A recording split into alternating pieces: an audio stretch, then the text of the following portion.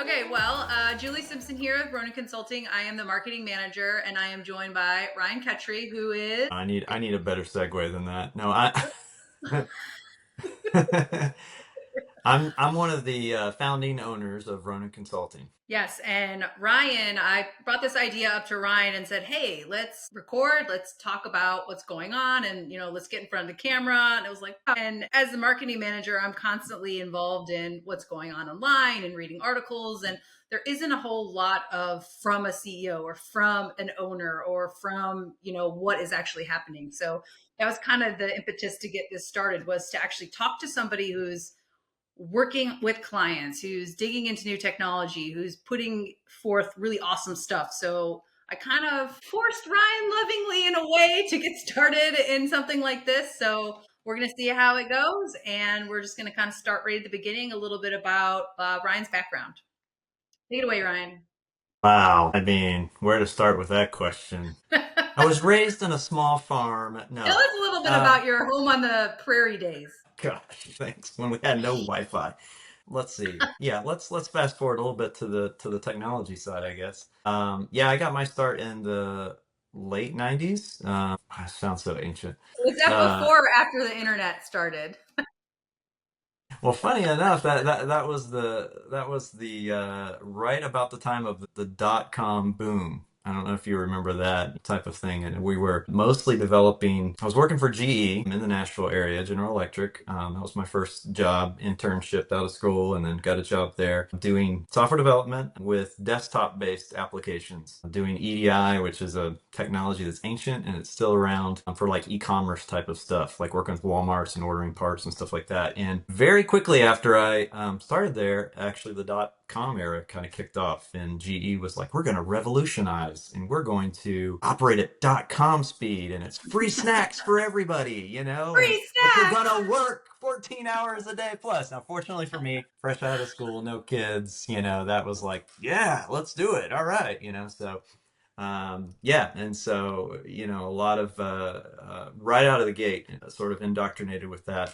What's very common in the technology world of switching technologies very quickly, learning new technologies very quickly, because within a year, come out of school doing a bunch of nerdy here, doing a bunch of, all this is going to be nerdy because you're talking to a technical person, but doing a bunch of C++, and very quickly, nope, we're going to change gears, and we're going to become a Java company, and everybody go and learn and all that, and we're going to write stuff for the web, and it's going to be awesome and amazing. And yeah, and so very quickly I learned about technology shifts, which is obviously a big thing going on now with AI as well in the development world.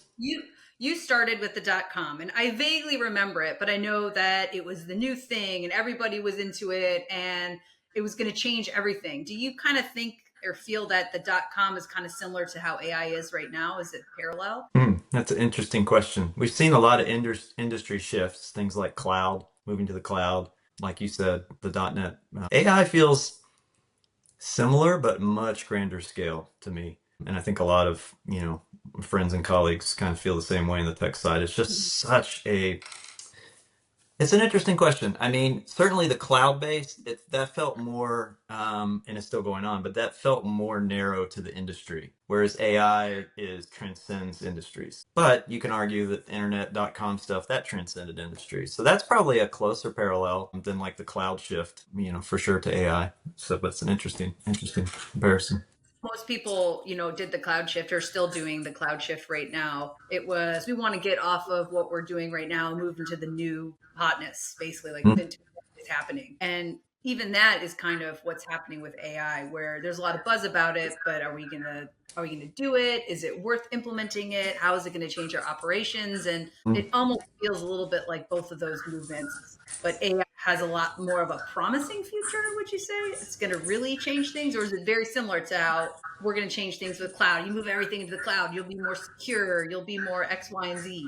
Or is it? Yeah, I think that I think you're right in that it's more similar to the transition to the internet way of life, which was obviously a much bigger impact to the world, the economy, the personalized everything. I think AI is more like that than it is cloud, which is narrower still huge, for companies and businesses and commerce and everything. But yeah, AI much bigger in terms of what it's going to mean to just your average Joe.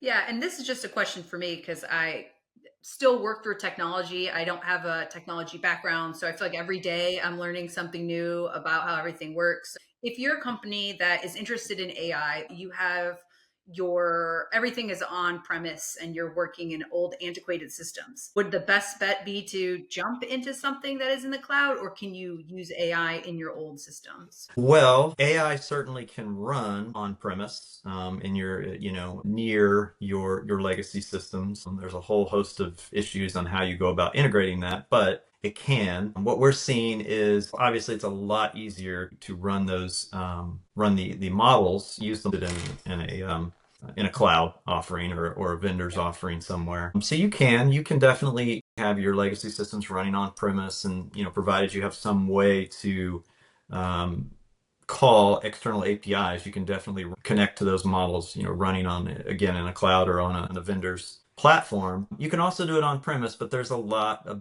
much bigger hurdle to running the models on premise. So, the things you have to consider, it goes pretty deep there. The comparison about the .com versus the AI is that I know that the .com busted. So I'm kind of hesitant to make that comparison because it's like, okay, the .com was so like the hot thing, and then so is AI, but the .com was like, yeah, but then it went boom, right? Yeah, I So mean, it came back down to center, right? I mean, that yeah, was for a while. It was like, the whole world was fixated on that. And you're right. I mean, right now, or at least the last year and a half, too, the software industry has just been absolutely fixated. But for sure, you read articles and you talk to people that have evidence of like, well, okay, every executive in the world was like, how do I get AI in? How do I get AI in? I have to do it. But then in a few cases, there's been projects where they'll do it and they're like, I don't see an ROI on this, right? And so there has been some centering already, I think, and that typical, hockey stick, interest, and then kind of some leveling off. But that said, the industry I don't think is slowing down. I mean, you see just the new technologies, everything from constantly new, larger LLMs to and of course, RAG was big for a while, and now it's just kind of another tool. And agentic AI obviously is completely dominating the news right now.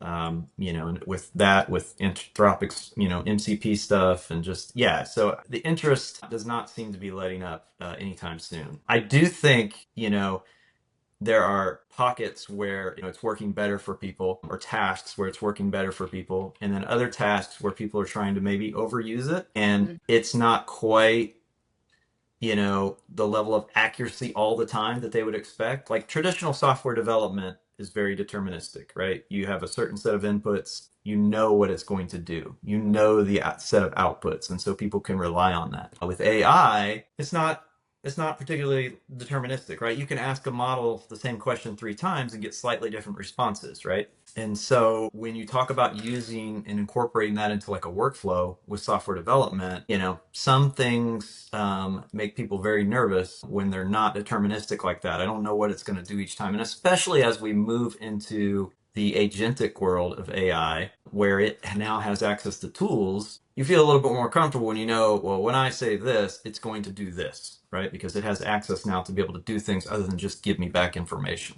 And so I think that's where things are still evolving, and narrowing that in and getting good at putting the guardrails in on that, and keeping the human in the loop when it makes sense. Those are still the areas that I think are being ironed out. and where do you think most of our clients are falling, or where people are asking us for? I mean, are they asking for some of the things that they're just reading about, or are they literally coming to you and saying, hey, we have this problem. We really don't know what AI can do or how it can solve it, but is that something that makes sense? Man, it runs the gamut. I kind of have three sort of buckets in my mind, which I reserve the right to change that number here in a minute as I talk. But the first one is Number one.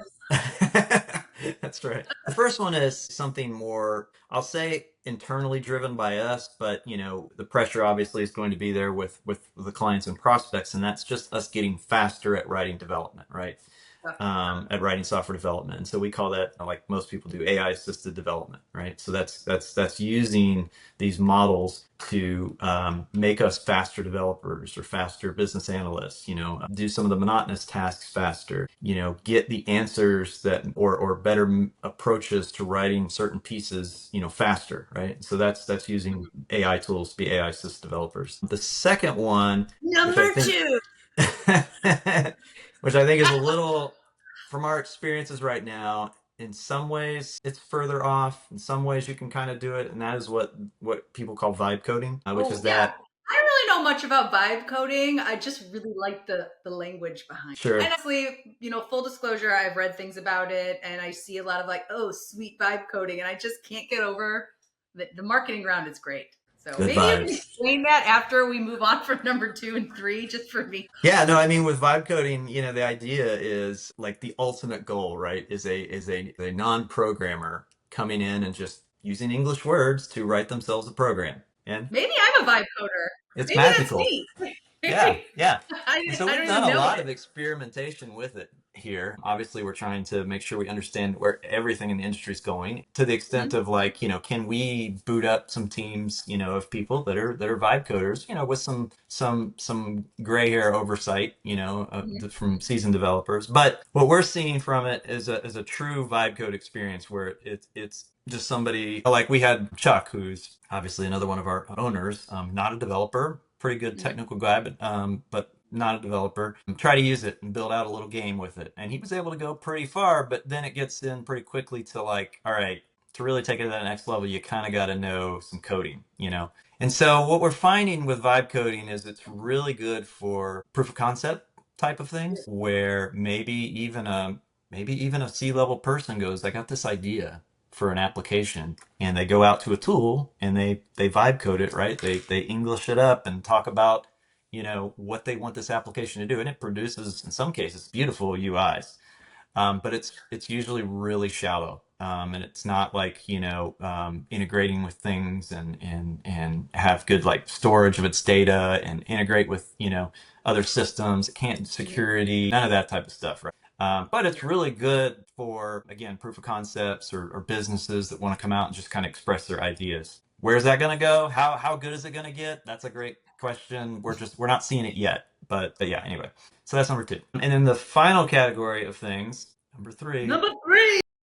is Three. is more about clients or prospects that actually want to do some task with AI, right? They want AI embedded in their system so that it makes their workflow better or more accurate or faster or whatever. And so that's actually using, so on the other extreme it was us, developers using LLMs to get information to do code faster. This is software systems having LLMs baked into them or agents baked into them so that the system is doing something unique or faster or part of the workflow in a better way.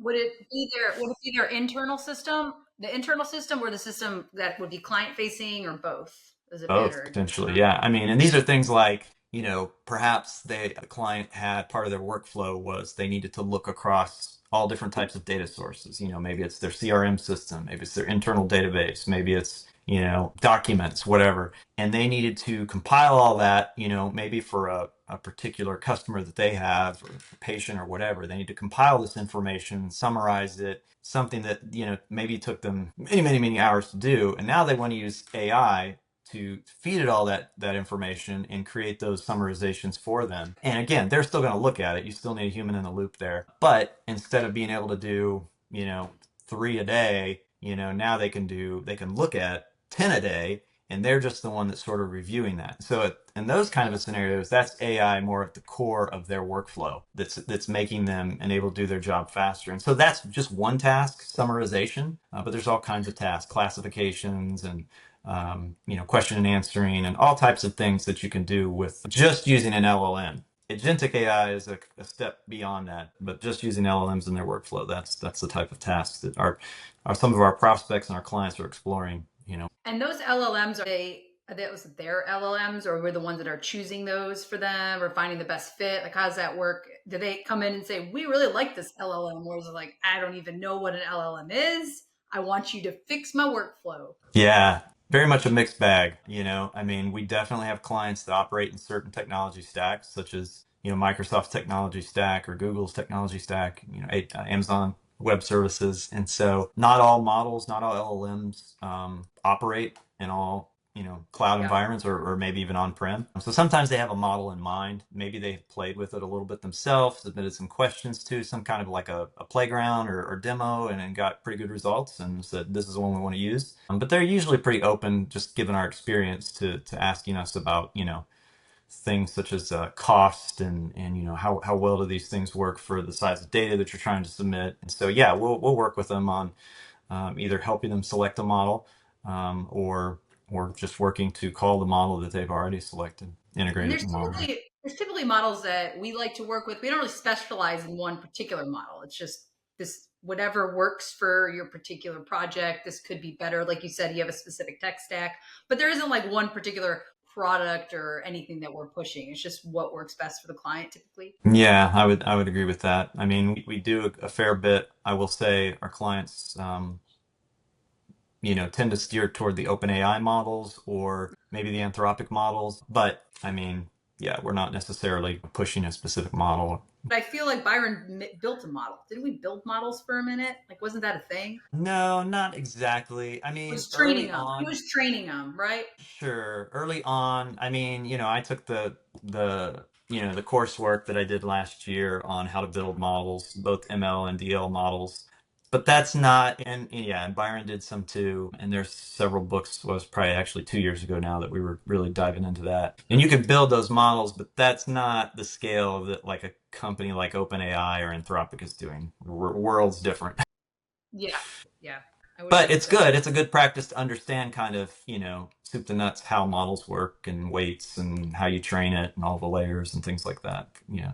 It helps for sure when we're explaining to clients or prospects that have a certain idea of how things work. Sometimes we get questions like, well, I don't want, you know, it to, if I submit a query, a prompt to a model, I don't want to all of a sudden it know my information. And now it's built into that or baked into that model. You know, and so it helps us to kind of having that knowledge of how models work fundamentally and being able to explain that since we've built small ones helps us to kind of Mhm. explain how that works and why that is or is not a valid concern. Is that still a concern? Is privacy still a concern with clients wanting to use AI models? It's a concern mostly out of just, you know, they don't necessarily know, right? Because it is a new thing for a lot of people. And so they know their extent of it usually is using a Grok or a Chat GPT or something like that and reading articles. And so now when it's time to let's use that in our enterprise, as you can imagine, if there's not somebody on staff that really understands how they work and what the policies of these companies are, it's a very valid question for them to ask. So yeah, there are privacy concerns, but